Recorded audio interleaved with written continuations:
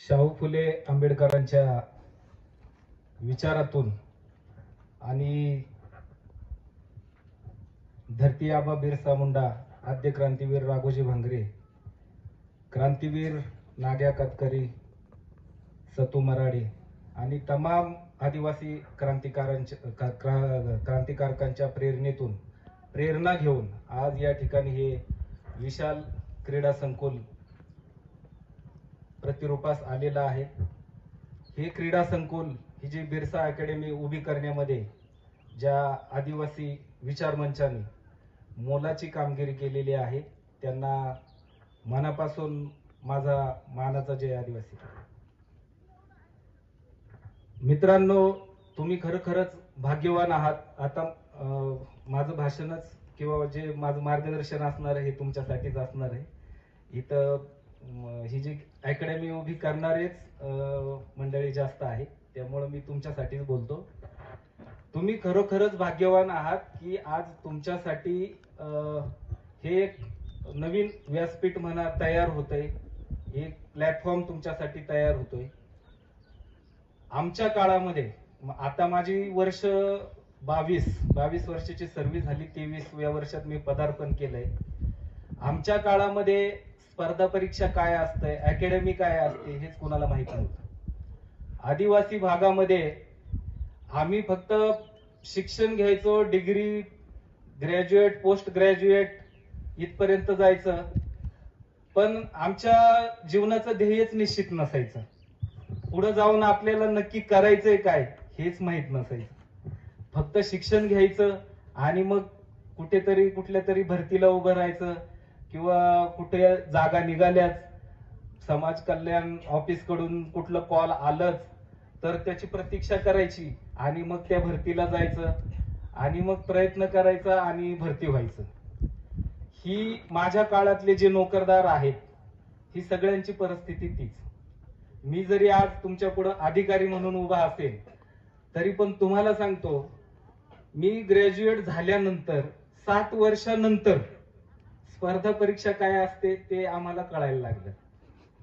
आम्ही लोकरे सर माझे बॅचमेट आहेत, आम्ही अण्णासाहेब आवटे कॉलेज मंचर सारख्या पुणे जिल्ह्यातल्या ग्रामीण भागातील सर्वात मोठं कॉलेज जे मंचरचं कॉलेज होतं, आम्ही 2001 ला त्या ठिकाणी ग्रॅज्युएशन केलं।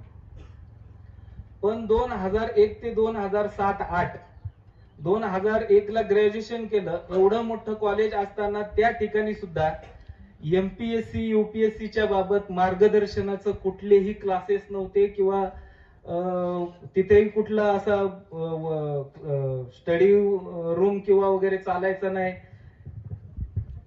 म्हणजे एकूणच काय की एवढं मोठं कॉलेज असताना, ग्रामीण भागातलं एवढं मोठं कॉलेज असताना त्या काळात स्पर्धा परीक्षा काय असते हेच मुलांना माहित नव्हतं। आता हे झालं एकदम एमपीएससी यूपीएससीच्या लेवलची वरची गोष्ट, परंतु खालच्या पोस्टवर जर म्हटलं कॉन्स्टेबलची भरती व्हायला तरी पण भरतीला उतरायला मुलं प्रॅक्टिस वगैरे हे ते करायची नाहीत। अगदी भरती आली, कळालं कुणाकडून कळायचं की भरती आहे, आमच्या जिल्ह्यामध्ये भरती आहे, तेव्हा प्रत्येक जिल्ह्यात भरती व्हायची। आता एकाच वेळी पूर्ण महाराष्ट्रात भरती होते, बरोबर आहे। तर त्यावेळेस असंच कुणाकडून तरी कळायचं, ओपन भरती नसायची, कॉलद्वारेच भरतीला सामोरं जावं लागायचं।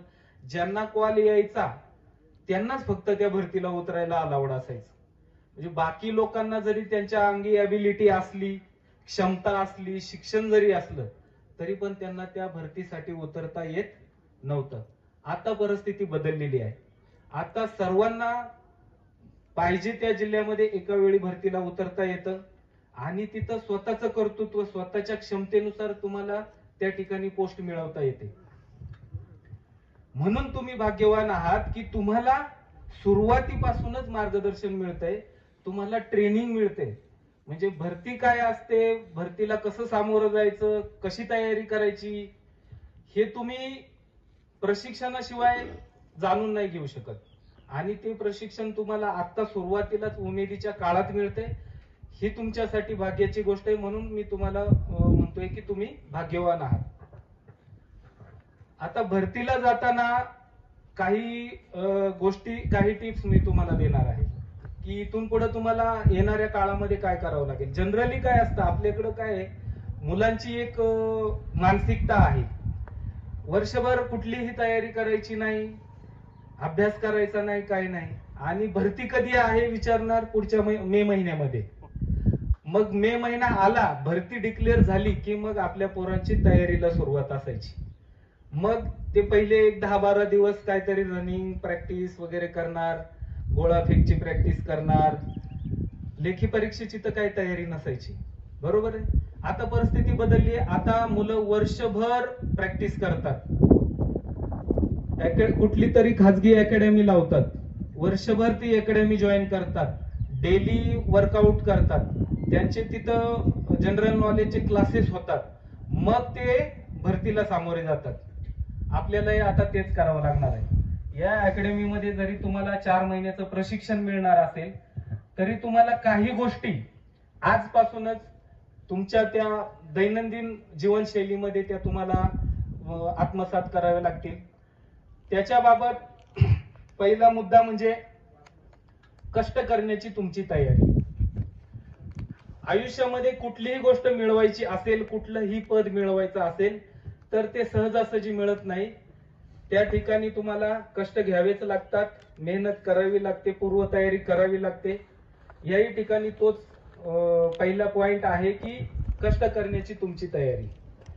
तुम्ही आज या प्रशिक्षण शिबिरामध्ये प्रवेश घेतलाय, तुम्ही यशाच्या दिशेनं पहिलं पाऊल टाकलेलं आहे. तुमचं यशाकडे जाण्याची सुरुवात झालेली आहे. फक्त तुम्हाला त्या यशाकडे जाताना आता आमचे जे मार्गदर्शक आहेत, माळी सर, आणि तुमचं जनरल स्टडीची जी तयारी करून घेणार आहेत, त्यांच्या मार्गदर्शनानुसार तुम्हाला जावं लागेल. तुम्ही